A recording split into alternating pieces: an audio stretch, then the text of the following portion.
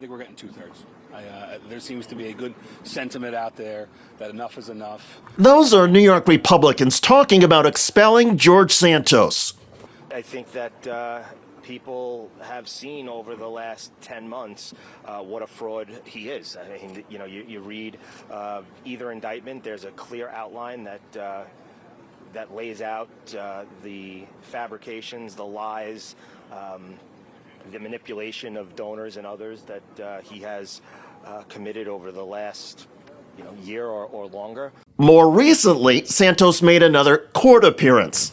Right, he's pleaded not guilty to these 23 additional charges in that superseding indictment earlier this month. Those include wire fraud, false statements, falsifying records, aggravated identity theft, for example. Of course, he's pleaded not guilty to those. Santos has said that he will not resign, that he has no intention of taking a plea deal. The trial is scheduled for September of 2024, and it's expected to last 3 weeks. Congressional Republicans, especially from New York, don't want Santos to hang around until the fall of 2024 or just before the election. Plus, there's already the perception that New York Republicans looked the other way in the last election. So perhaps to save their own skin, the Republicans are opening fire on Santos and being explicit in their condemnation. Whereas after Election Day, it was revealed George Santos lied about a significant portion of his background, including his education and previous employment. Whereas George Santos has a long history of misrepresenting his and his family's connections to major events, including the Holocaust, September 11th terrorist attacks, and the Pulse nightclub shooting. Whereas on May 9th, 2023, George Santos was indicted on 13 counts of wire fraud, money laundering, stealing public funds, and lying on federal financial disclosure forms to the House of Representatives. And whereas as a result of these actions, George Santos is not fit to serve his constituents as a United States representative. Now there it be resolved that pursuant to Article 1, Section 5, Clause 2, of the Constitution of the United States of America, Representative George Santos be and hereby is expelled. Only 5 members of the House have been expelled throughout U.S. history. It requires 2/3 of the House lawmakers to approve the action. And new Republican Speaker Mike Johnson is opposed to the Santos expulsion, saying Santos should have his legal trials first. Still, the expulsion effort has prompted some sharp reactions from Santos. A few weeks ago, as the Raw Story headline says, George Santos threatens to ruin Republicans who vote to expel him from Congress. Why should you be able to... Santos has refused to resign, and following a second round of criminal charges against him. On Twitter, Santos wrote, "I look very much forward to seeing the anti-American attempt by weak rhinos to oust me without giving me my right to due process.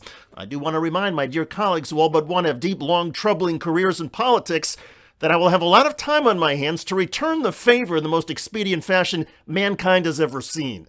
I'm done with the hypocrisy and the projection coming from the same individuals for the last 10 months. Prosecutors say Santos is charged with stealing people's identities and making charges on his own donors' credit cards without their authorization. On one occasion, he allegedly charged $12,000 to the contributor's credit card, ultimately transferring the vast majority of that money into his personal bank account. Prosecutors also allege Santos and his then-campaign treasurer, Nancy Marks, fabricated campaign contributions from family members to help his campaign hit a threshold for additional funding from the National Republican Party. There are some suggestions the Republican National Campaign Committee knew about Santos's questionable and allegedly illegal campaign practices. That could be part of the Santos threat.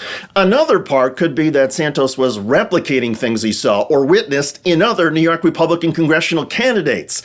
On camera, Santos has repeatedly insisted he wants his day in court. You're all acting like I'm not entitled to due process and innocent until proven guilty. I'm nothing. I mean, I'm just going to go defend myself.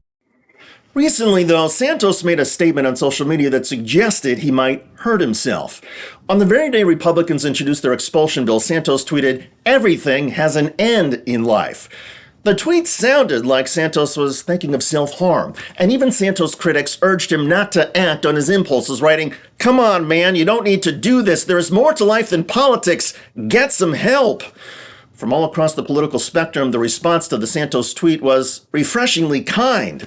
It should be clear by now that George Santos is unwell.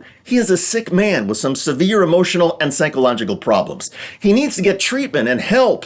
Now, I get that perhaps Santos may have sent out that alarming tweet as a ploy to try and get some sympathy, but whether he really wants to end his life or is looking to pull something over on people again, it doesn't really matter. The man is troubled. By most accounts, he has broken the law, embarrassed his constituents, humiliated his political party, and become a national laughingstock. I think at this time it is absolutely inappropriate for him to serve. And I think there's significant support, certainly on both sides of the aisle. I understand hesitance, but this is a clear case of an individual who used every lie and misdeed in order to attain the very office he holds. Even if George Santos is fully with it and clear thinking these days, the emotional pressure on him must be enormous. So let's keep some of this in mind. I agree, George Santos should be kicked out of Congress. It should have happened months ago. Also, Santos should stand trial, and if convicted of the charges, he should go to jail. But despite all of that, it's okay to have some compassion for George Santos. He is obviously a tortured soul who lives in a bizarre fantasy world. And that world he created was enabled by fellow Republicans. So it's fine that they're now trying to get rid of Santos, but the GOP bears some responsibility for the George Santos circus, and the GOP may have even encouraged the George Santos spectacle. And voters should remember that no matter where George Santos finds himself in 2024, they should keep all of that in mind. By the way, one of the George Santos heroes, Donald Trump, keeps glitching out these days. And I apologize for those lights. The only place I don't have a light's up here, so that means we're going to have to wing it tonight, okay? There's no light. Slurring his words and using an odd accent, that was Donald Trump starting a speech in Nevada. They give us plenty of lights, but not to read this crap. Look, they wrote me a beautiful speech. I might as well throw it right out the window. Earlier in Iowa, the former president seemed confused about where he was. A very big hello to a place where we've done very well, Sioux Falls. Thank you very much, Sioux Falls, and thank you. That Republican official stepped up and said, Sioux City, not Sioux Falls. So, Sioux City, let me ask you. The irony is that Trump in Sioux City was using a teleprompter, which he claimed was a safety net. With a teleprompter, you can't make a mistake. The only one that can't do a teleprompter is Biden, because he can't read the He can't read the teleprompter. He can't do anything. I ended the NAFTA disaster, the worst trade deal ever made, and replaced it with the brand new USMCA, the best trade deal ever made. They all say a giant win for farmers and manufacturers, Mexico and Canada. He's terrified that, he's not going to have the Trump Tower anymore. He's not going to have all the things that he has bragged about for decades, for his 60, for 6 decades, that's going to be gone. And he won't be able to run a business. And the question is, how much money is he going to be allowed to keep? Check out that video at the link below. I'm David Shuster. Thanks for joining us.